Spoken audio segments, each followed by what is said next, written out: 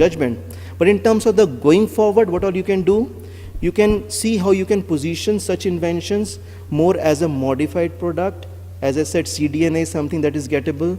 If you're able to position your biological sequences more in terms of modified structure, modified sequences and things like that, you have a decent chance to get a good patent in US. So that's about Marriott case. Now I'm going to shift gears and move to another case. Now this is an Indian case and is directly linked to the biodiversity law that we have in India. Before I get into the specifics of the case, I'll quickly give you a brief background of this biodiversity law that we have in India. So as some of you probably already know that we have this international convention by the name CBD, Convention for Biodiversity. And Indian law enacted in 2003 essentially is based on that very convention. The broad objective of this convention or the law that we have in India is that how do you ensure, you must ensure conservation of biological resources in India. How do you use these biological resources in a sustainable manner? And then as and when you commercialize or monetize inventions coming out of these biological resources or product coming out of these biological resources, how do you share the profit in a fair and equitable manner with the growers and the conservers or conservators of these biological resources. Now here when I say biological resources, I am referring to plants, animals and microorganisms or parts thereof. Why are we talking about biodiversity here in this conference? Because the biodiversity law links us to the patent law by stating that if you have used Indian biological resource to arrive at an invention, you will not be able to get a patent for the same unless you have an approval from the appropriate biodiversity authorities. Section 6 of the biodiversity law talks about the same. So overall objective is that as and when you seek approval from the authorities will encourage you to enter into a commercial agreement wherein you pay some kind of a royalty or upfront payment to the conservators who are responsible for conserving such biological resources. Now coming to the specifics of this MICO case. So what happened in this case was Biodiversity Authority filed a case against MICO, which is an Indian subsidiary of Monsanto, essentially stating that you have used Indian biological resource by the name eggplant in your research work, and there is a clear contravention of biodiversity law because you haven't taken prior permission or approval from the authorities. MICO responded to this whole issue essentially by stating two things. They said they enjoy two exceptions which are provided under the biodiversity law. What are those exceptions?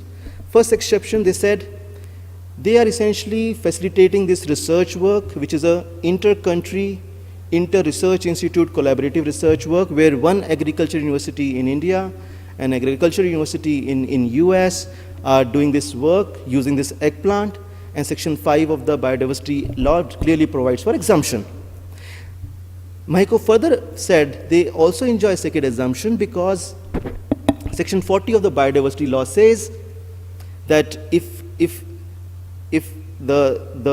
any of the users use a species listed out by the central government under section 40, you will be able to enjoy exemption, and they said eggplant is appearing in that list. Now let's look at what happened in this case. Ultimately the judge said, look, you don't really enjoy these two exemptions. And why? Yes, you have this inter-country collaborative research work, but the problem is that section 5 also says that if at all such agreement exists, such agreement needs to have the blessings or the approval of the central government, and the clauses of such agreement has to be in sync with the broad guidelines provided by the central government. Clearly they felt there was a contravention here. As regards the point number 2, the second exception that you talked about, the court said, look, you don't even enjoy the second exemption for the simple reason that section 40 that you are referring to also states that if you're using this biomaterial which is listed in this list issued by central government, the exemption you enjoy only if you use this biomaterial only as a part of a trade, as a commodity, as a part of a trade. So for example, if I buy apple from a grower and I export it to Middle East, this is part of a trading activity. So my usage of apple for commercial purpose is exempted because I'm using it as a commodity, as a part of the trade. But the moment I get into research mode and do research, create data and share the data with the entities outside India, there's a contravention, I don't enjoy exemption. So this is where we stand right now. Mexico has filed an appeal with the National Green Tribunal, and we'll see in next few months' time how the developments take place in Mexico case. Now, linking it to in terms of how do you draft the specifications if you're using Indian biological material, clearly it's important first to have an approval in place, because biodiversity authorities have the mandate to go after you even in terms of filing oppositions for your applications outside India. In India, in any case, as I said earlier, unless you have an approval in place, patent office will not grant you a patent if you're using Indian biological resources. Also, one interesting exemption which is further provided under the biodiversity law, thank you, yeah.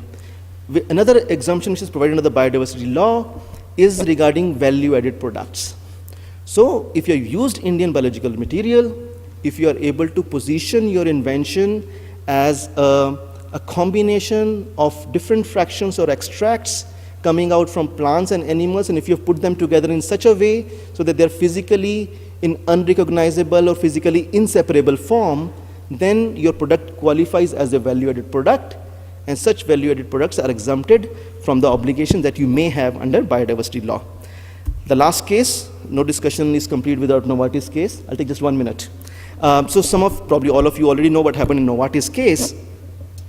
Novartis developed this free molecule, free base of imatinib mesylate in 1992, filed patents in several countries in 1993, couldn't file in India because India was not a member of TRIPS, but when India became member of TRIPS in 98, they filed a patent for the same in India. They couldn't do it for free base because it was already published by way of their own patent applications everywhere across the world, so they sought a patent for beta crystalline form of imatinib mesylate. Several oppositions were filed by at least 6 Indian pharma companies, and one of the main objections that they raised was that Section 3D comes into picture. Section 3D basically says if you already have a molecule X which is known, if you modify and make it as Y, then unless Y shows better efficacy as compared to X, you will not get patent for this Y, right, broadly speaking. In terms of interpretation of what this enhanced efficacy means, at the patent office, in the High Court, not ultimately in the Supreme Court, the court held that, look, enhanced efficacy here means enhanced therapeutic efficacy. In other words, the curing capability of your modified product Y should be, in terms of curing capability, should be better than X. All right. Now, so that's where we are in terms of Novartis case. Now, how does it affect our practice? 2 broad suggestions I have in terms of how we try to structure our specifications in view of Novartis case. One, the Supreme Court judgment, if you see, clearly said that they didn't look into the issue of toxicity. So as Mr. Anand also mentioned in the morning, if you're in a position to showcase your invention or modified product as something which offers reduced toxicity, now that's something that probably can help you overcome issues under Section 3D.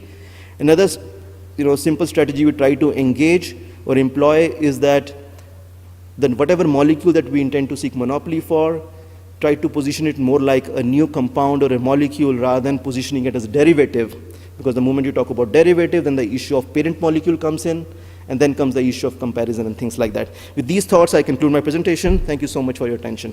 Thank you. Yeah, thank you so much. And